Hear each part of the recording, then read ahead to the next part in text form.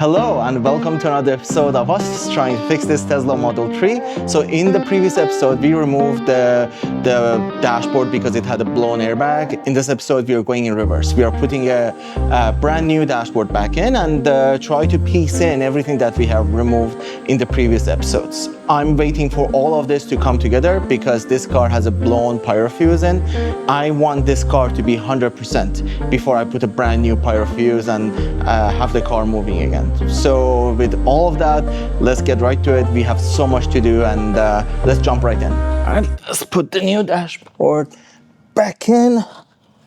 First, I'm gonna do this and then gently kind of lift this side up.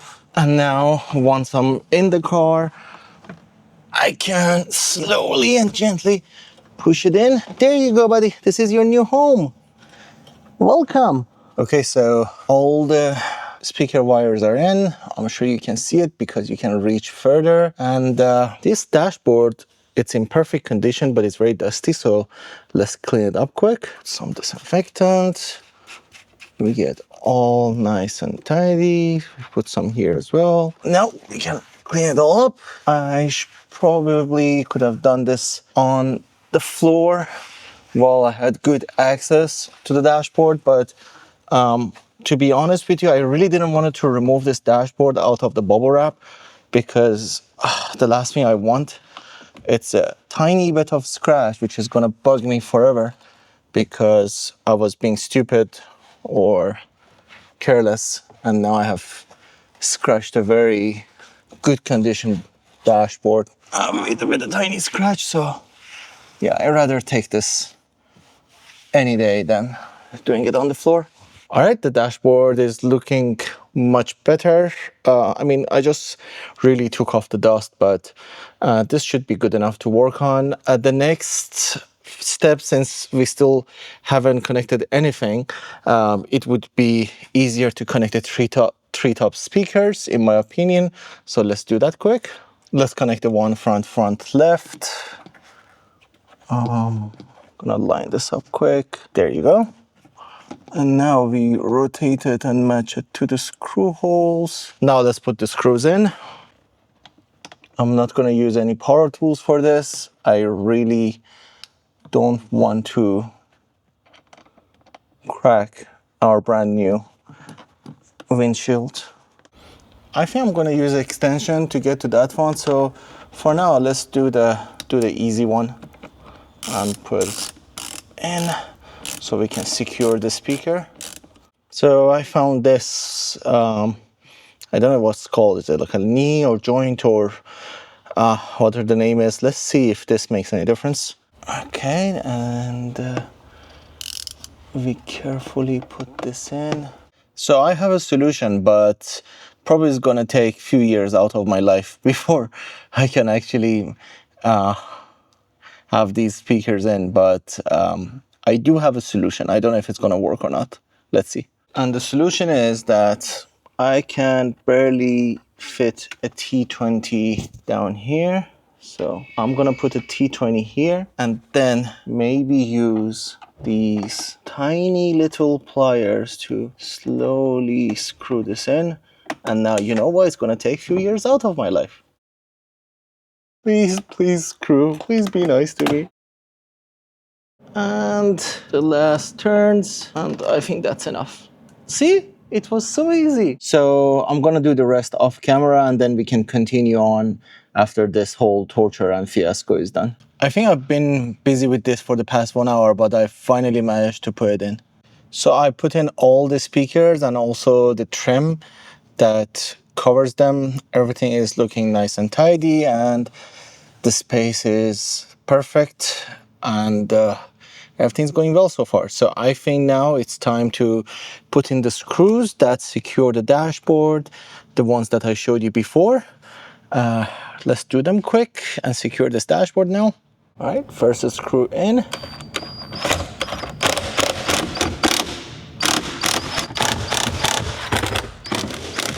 So now I'm just gonna connect the AC vents on the right side and the left-hand side and plug their connectors. So I put it in all the vents inside the dashboard and then installed the cover and put in all the screws in.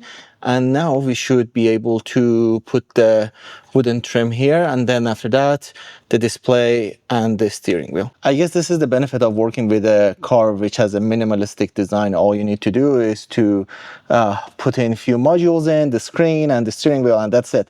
And after that, hopefully one day, we can do one of those Tesla launches. I don't know if this car can do one of those performance launches or not, but I'm really excited to drive this car. Actually, I just checked the footage, and we cannot put this wooden trim back in just yet.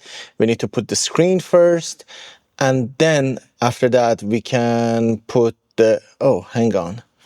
Maybe we should put the steering wheel trim as well. You know what? Let's put the screen in and also the steering wheel, you know, trim pieces and everything that goes with it, and leave that wooden trim piece all the way to the end. Don't worry, buddy. We love you. We're gonna put you right at the end. Don't worry. And to do that, the whole screen powers up by one connector. We plug the connector in. No satisfying. Oh, there is a satisfying click. And now let's torque them down quick. I know it's gonna get all fingered up again, but hey, I just couldn't stand it. So now let's put the top cover for the steering wheel. So we have these two clips that go into each of these holes. With the top cover attached, now it's time to put this guy back in. We need to connect the connector, put this in, and then tighten up this ring all around it. So now our indicator and gear selector is in. We can put the bottom piece cover. So this one mainly clips in, and it has one screw that goes and screws in right down here. Yep, this one. So with all the trim pieces that go for the steering column, now it's time to finish all the trim pieces for the screen, and then we can put this guy back in. Actually, correction on my part, this neck piece goes before the screen, so you have to attach this wire, because this will not let you to install it again. Attach that wire and then screw in this piece to secure it, and then you put it on here and screw in the two main bolts, which are different from the other bolts, and to secure the screen. It's good to record all of this. I mean, even if you're doing this at home, I'll suggest to take photos and you know, have evidence of what you have done before, so you can go back and check it out. I just did the same. And now the screen is in along with this trim piece. All we need to do is to have this connector connected to the temperature sensor that Teslas have for their interior. And now the screens are in, and also the lower trim piece along with this temperature sensor has been all connected up. And now we can connect this wooden trim piece. Yay! All we need to do now is to put on the wooden trim piece, the steering wheel and the airbag. After that, we can put in this SRS module and connect the center console. And this interior is coming together really fast and really nicely. I'm so happy with the progress. So now we carefully put the wooden trim piece in, nice and gently. All right, make sure you push it in. And that's it. And now we put the steering wheel in. You're really gonna make me do it, huh? Okay, I had no choice but to cut off the camera for a second. Now we connect this connector. This one is for the airbag. Let's put the center screw in quick. And now we torque it to 80 Newton meters. And now we can install our replacement steering airbag. Line it up and push it in, and that's in. Tesla! Yeah. So now let's talk about the SRS module. Now, I've did a lot of research. I spoke to a lot of different companies, and because of the E that is written there, that means that this airbag module is technically not serviceable. And I think the idea of it is that once this car gets into an accident, you throw this SRS module away and you buy a new one, which is, I think, $500 or $700 in Tesla's website. I show you on the screen right now as I'm editing this video, which was really out of my budget and didn't make sense. A lot of company that are in UK or in Spain or in Netherlands, they said that they are able to actually open this up that would connect directly to a chip and delete those crash events for you. But they were also charging a lot for this service, and that was also out of my budget. So I had no choice but to do what I thought I would never do. I ordered myself an SRS module off of AliExpress, which is definitely not an endorsement of AliExpress or any product associated with it. But this is a gamble I'm willing to take. If this part works, it works. If not, we can always return this to the seller because it's supposed to be refurbished and is all working.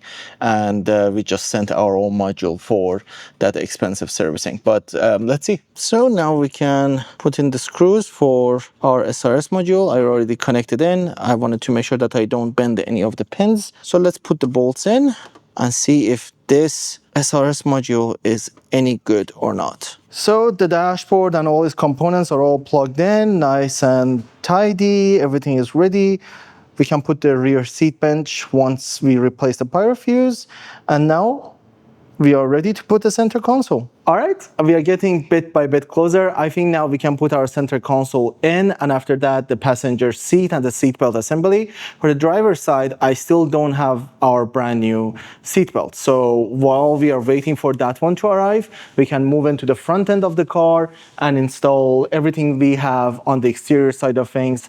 So by the time the new seatbelt comes in, we can just bolt that one in and have the car moving and running. And with that, I think it's time to end this episode. It's already been a long day, and thank you all so much for watching me trying to fix this Tesla Model 3. And if you like the content, please don't forget to like, subscribe, and share the video.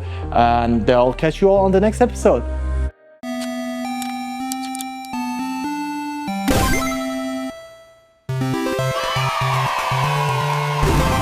Great job!